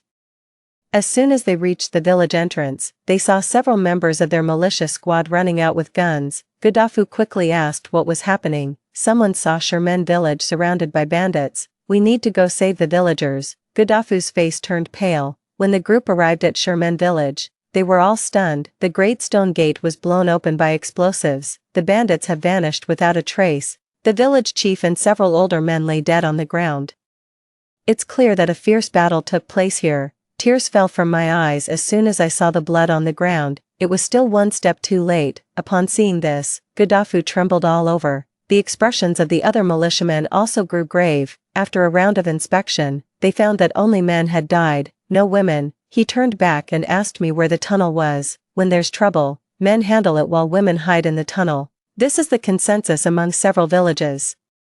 I pointed to the location. As the tunnel entrance opened, everyone was shocked again. Everyone was gone. Damn, they must have been kidnapped by bandits. These ruthless bandits, taking so many women away. Who knows what they plan to do? What else can we do? Just sell it. In this era, women are more valuable than men. Everyone thought of those outcomes and kicked the wall in anger. I was utterly devastated. Just then, Gaddafi, who had been silent all along, suddenly grabbed my collar and shouted. "Where did the bandits go?" I shook my head. "I don't know." The others were also frightened by his behavior and came over to pull his hand. "Dafu, what are you saying? How would she know where the bandits went? We should go to the police station. She's in cahoots with the bandits." With a roar from Gaddafi, everyone's faces turned pale. My heart skipped a beat, and I quickly protested. No, it's not me. You still dare to lie." Gaddafi fumed, raising his hand to slap me across the face.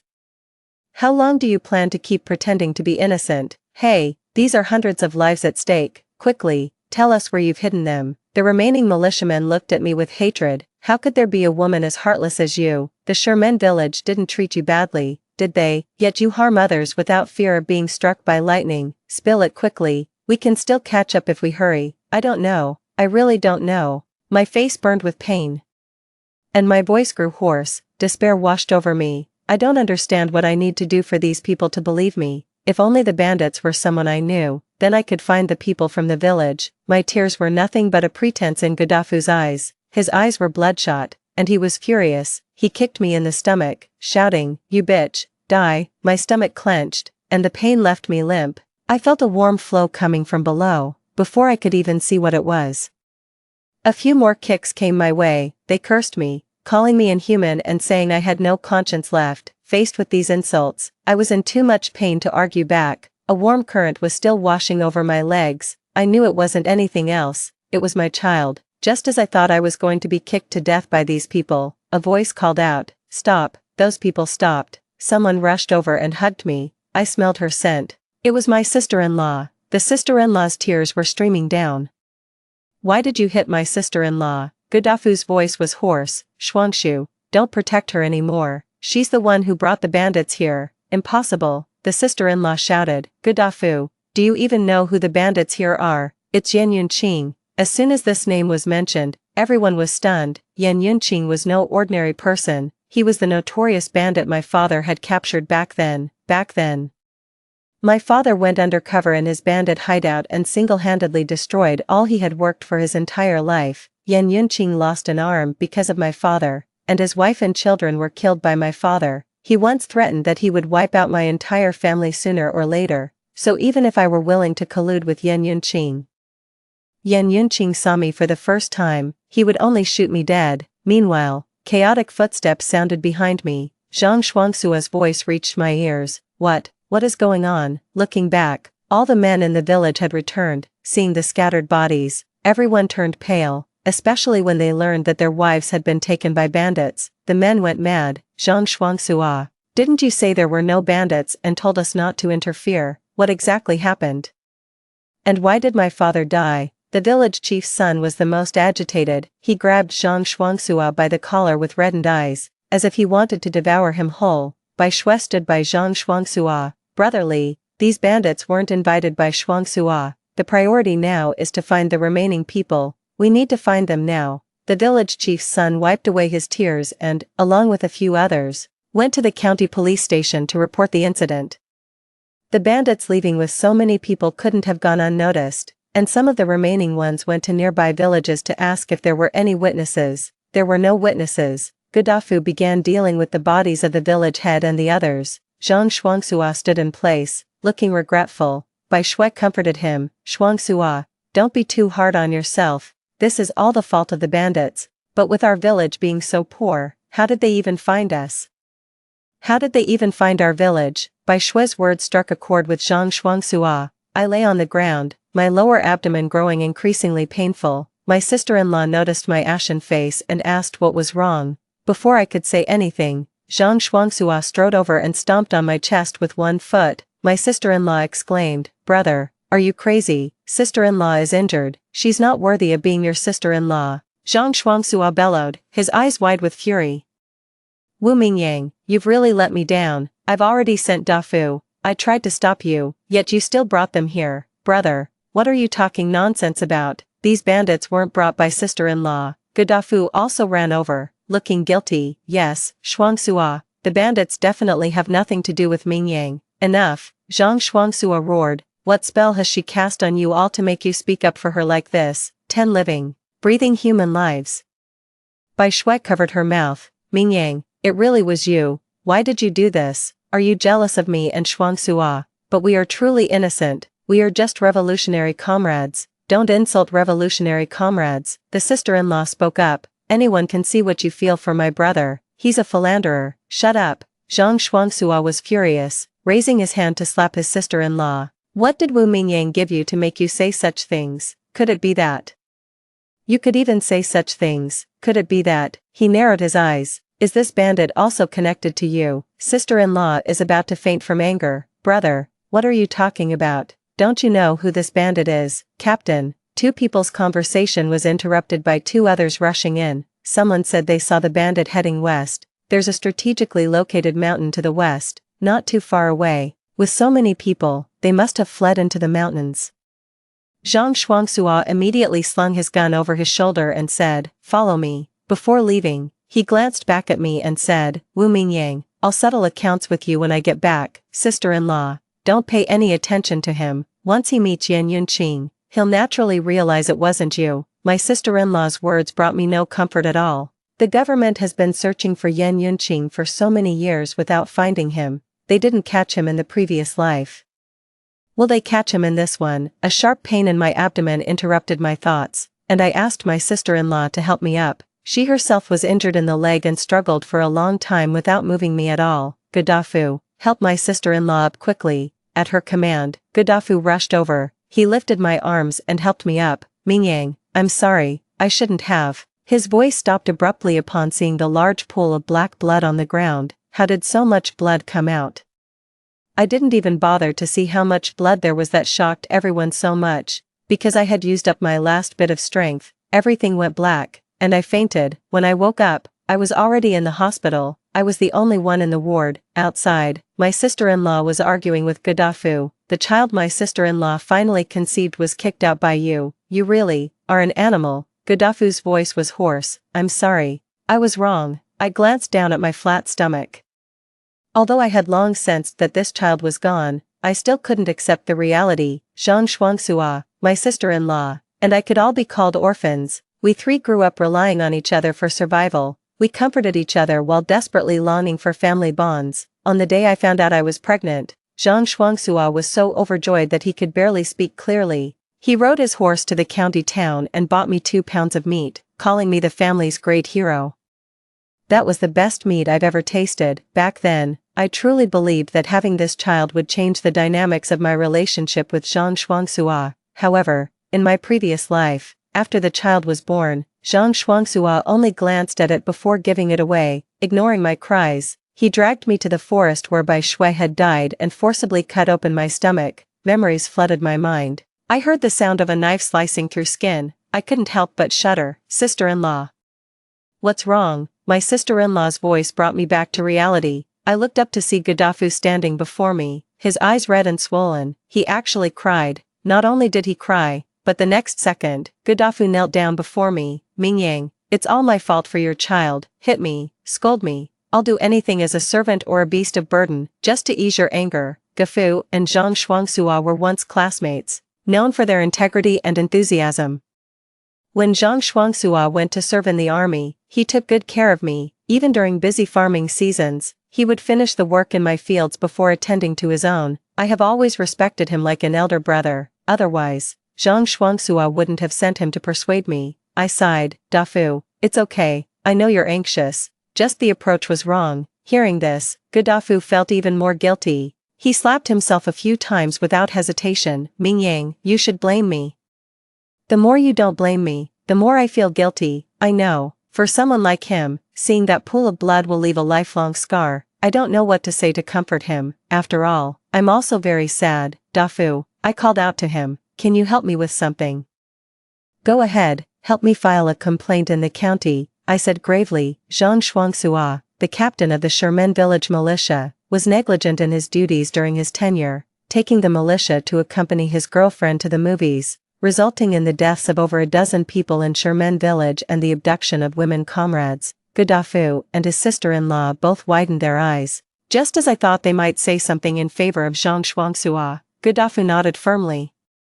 Alright, I'm going now. After he left, the room fell silent. My sister-in-law poured me a cup of hot water. I took it and couldn't help but speak up. Shuangshu, you don't blame me, do you? My sister-in-law dodged the question. Sister-in-law, do you know how I stayed? It was after I left that the village sisters-in-law discovered she hadn't just broken her leg, there was also a long gash on her back from a tree branch. Blood trickling out, quite frightening.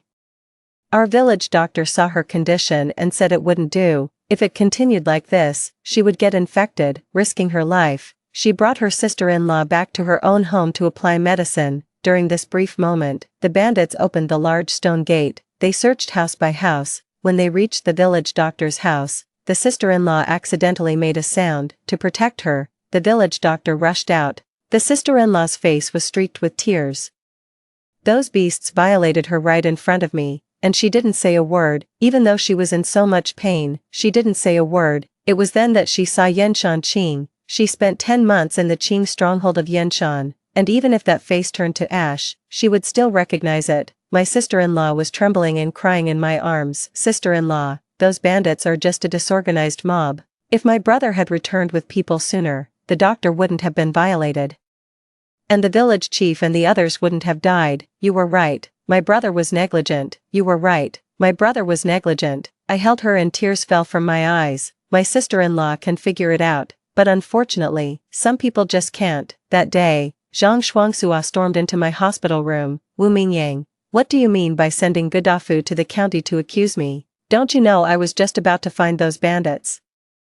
Only then did I realize that Zhang Shuangsua had been searching the mountain all day. Just as they found a clue, someone else took over the matter. He was publicly criticized by his leader for being brainless, removed from his position as captain, and forbidden from interfering in the matter. They were directly driven down the mountain along with Bai Shui. What a vicious scheme, using such tactics to meddle in this matter. He lifted me off the sickbed, looking as if he wanted to devour me. I hadn't even spoken yet. Bai Shui also walked in from outside. Mingyang, you're really too immature. By doing this, you've not only ruined Shuangsua's future, but also harmed everyone in the village. Besides him, who else could find those bandits? The two of them blamed me for everything. Word by word, I let out a cold laugh. Zhang Shuangsua, was it me who stopped you from coming back to save the villagers? Shuangshu even knelt down to you back then. Why didn't you come back? Now that the higher-ups are holding you accountable, you're blaming it all on me. Isn't that a bit too unreasonable? You have the nerve to say that. Zhang Shuangsua grabbed my neck directly. If it weren't for you leading these bandits here, how could the village have ended up like this, with everyone's life hanging in the balance? You still have the nerve to fake being sick. He flung his hand away. I was thrown heavily to the ground. My tailbone hit the ground, the pain shooting up my spine to the top of my head. At that moment, the sister-in-law rushed back. Sister-in-law, she rushed over and slapped Zhang Shuangsua directly. Zhang Shuangsua, are you crazy? Zhang Shuangshu, you're following her nonsense too. Are you also involved with the bandits? What the hell are you involved in? The sister-in-law finally snapped. Don't you know who that bandit is? It's Yan Yunqing. As soon as this name was mentioned, the entire room fell silent.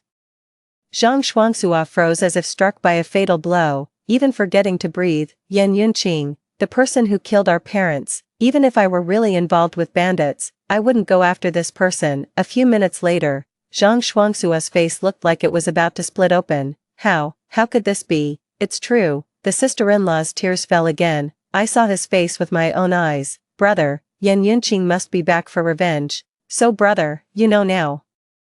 This matter definitely has nothing to do with sister-in-law. My sister-in-law is defending me. You should listen less to the gossip of those mean people. Don't jump to conclusions and blame sister-in-law without understanding the situation. Because of this, sister-in-law lost her child, and you didn't even say a word of concern. What? Zhang Shuangsua's face turned pale again. The baby is gone. He looked at me, his eyes filled with disbelief. I glanced down at my stomach, which was now flat. At that moment, Bai Shui stepped forward. It's all my fault, Shuangsua. If I hadn't insisted on going to the movies, this wouldn't have happened. It's done. I'm the sinner. I've harmed both of your children. As soon as she started crying, Zhang Shuangsua immediately felt heartbroken. This isn't your fault. It's her own fault for not protecting the child. Every word he used to comfort Bai Shui was like a knife, piercing straight into my heart. Even my sister-in-law couldn't stand it. Brother, is that even human to say? Sister-in-law lost her child to save someone. They say she's saving people, but who knows what she's really thinking, Zhang Shuangsua said with disgust. Wu Mingyang, you did all those excessive things out of jealousy, and even if you didn't collude with Yan Qingshan, he was still drawn here by you. Even if you didn't collude with Yan Qingshan, he was still drawn here by you. I couldn't take it anymore. Zhang Shuangsua, you always accuse me of bullying Bai Shui, so let me ask you, what exactly have I done to bully her? What exactly have I done to bully her? Zhang Shuangsua took a deep breath. Since you want to bring up old grievances, then I ask you, why did you make all the village women ostracize her? This statement is utterly absurd. I thought about it for a long time, but I couldn't figure out who ostracized her. Instead, the sister-in-law jumped out and said, who ostracized her? She simply didn't care to talk to us women, she only liked to associate with men, played by people. Shuangshu, how dare you slander my innocence? Bai Shui was displeased when she heard this, tugging at Zhang Shuangsua's clothes. Shuangsua, it seems they still don't welcome me. I think I'll go back, with the lessons from my past life. How could Zhang Shuangsua bear to let her leave alone? He immediately offered to see her home. Just as the two of them reached the door, two uniformed officers blocked their path. One of them was an acquaintance of Zhang Shuangsua, who immediately asked, Shuangsua, where is that woman named Bai Shui from your village? Someone said she came to the hospital with you. Came to the hospital with you. The two policemen looked quite intimidating. Bai Shui couldn't help but shiver after meeting the gaze of the two men. Zhang Shuangsua stepped in front of her and asked, aren't you supposed to be hunting bandits in the mountains? What do you want with her? We caught Yan Yunqing, the man excitedly said, according to his subordinates. This time it was Yan Yunqing's little. The clue provided by his wife is that his concubine is Bai Shui, the women's director of your village. Zhang Shuangsua stiffened all over. Are you mistaken? No mistake. He was told that Yan Yunqing and the others had originally planned to sell off the women of our village. To our surprise, the women from our village started to resist halfway through. We all come from farming backgrounds, thinking that since it's a matter of life and death, we might as well fight it out. By the time they arrived, Yan Yunqing was nearly beaten to death by a few men. The new underlings Yan Yunqing took on were all cowards who feared death. As soon as they arrived, they confessed without even being questioned. After Yan Yunqing escaped that year, he wandered aimlessly. 5 years ago, he met Bai Shui. Bai Shui was drawn to his outlaw aura and was determined to marry him. When Bai Shui learned that Yan Yunqing was looking for us, she used her connections to get a job in the government. Back then, to protect us, the organization concealed our family's information. We changed our names and were sent to Sherman village. Bai Shui searched through countless archives and actually found all of ours. After much effort, she managed to transfer herself and became the women's director. During this time, she deliberately got close to Zhang Shuangsua, waiting for this day, so that Yan Yunqing could take revenge and they could make some extra money, and then they were planning to go abroad to live it up. After hearing the truth, Zhang Shuangsua's legs went weak. Someone nearby caught him and asked, what's wrong with you? Zhang Shuangsua turned to Bai Shui and asked, is everything he said true? No, I don't know anyone named Yan Yunqing. Bai Shui shook her head vigorously. Shuangsua, believe me, this is probably another trap set by Mingyang. How could I know that bandit? It must be another scheme of Mingyang's. How could I possibly know that ruthless bandit? I let out a cold laugh. If Zhang Shuangsua still believes her nonsense by now, he doesn't deserve to be a man. Zhang Shuangsua indeed did not believe. But he didn't accept it right away either. Bai Shui took advantage of the moment when a few people weren't paying attention and bolted out like a rabbit. Unfortunately, she was surrounded by skilled fighters, and soon she was apprehended by 2 police officers and handcuffed. Bai Shui and Zhang Shuangsua were both taken away. Both of them are to be investigated, given the involvement of the notorious bandit Yan Yunqing. The county authorities are taking the matter very seriously.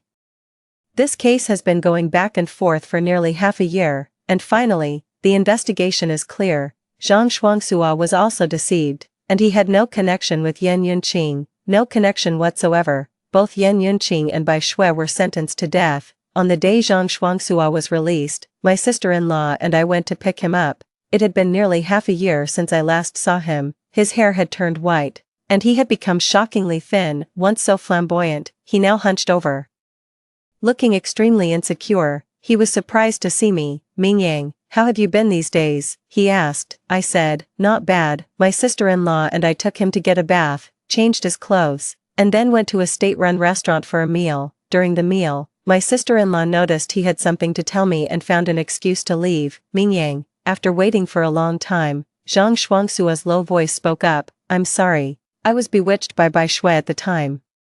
I should have brought them back, so that no one would have been hurt." Mingyang, I've thought a lot these days. I remembered many things from our childhood. Back then, you were always so good to me, but I took it for granted. I'm sorry to you, and to our child. I promise I will live a good life with you from now on, and we can have another child. As he said this, Zhang Shuangsua's eyes were red, filled with sincerity. After all these years, how could I not know that he was truly remorseful? However, I smiled and said to him, "Zhang Shuangsua, let's get a divorce." Zhang Shuangsua's expression froze instantly, and after a long pause, he managed to say, "No, Mingyang, I've already told you, this is all Snow scheme. If I could do it all over again, I would definitely come back to save you." I stared at his face. "It has already happened again, hasn't it?" Zhang Shuangsua's eyes widened. You, me, yes. I have been reborn too." I poured myself a glass of water. "So no need to remind you what you did to me in my previous life, right?" Zhang Shuangsua's face turned ashen. He picked up a glass of water and splashed it on his own face. With a bitter smile, he said, "Heaven is indeed fair, Mingyang. In my previous life, I loved you too. It's just that when I found Bai Shui, we caught a remnant of a bandit, and he said you were behind all this." I had already guessed this a long time ago, even if Zhang Shuangsua is confused. As someone who has received national education, he wouldn't kill for no reason. In the end, it's because he doesn't trust me. Lack of trust between a husband and wife is more terrifying than the absence of love. Moreover, we've known each other for so many years. I asked him, both my father and mother were killed by bandits. Even if I were to starve to death, Wu Mingyang, would never collude with bandits. Zhang Shuangsua, you have deeply disappointed me. He moved his lips slightly. In the end, he only said, "I'm sorry, it's okay." I took a deep breath, because I don't plan to forgive you. In the end, I still divorced Zhang Shuangsua. After completing the formalities, I boarded a train heading south. I heard that the country there was undergoing reform and opening up, so I decided to go and give it a try. That try lasted 5 years, and I rode the wave of the times, making a substantial fortune. When I returned home in glory, I learned about the fate of Zhang Shuangsua. He passed away. He died during the suppression of bandits, just like my father. That's all for today's story. If you enjoyed this video, please give it a thumbs up and subscribe. Feel free to leave any suggestions in the comments below. See you in the next video.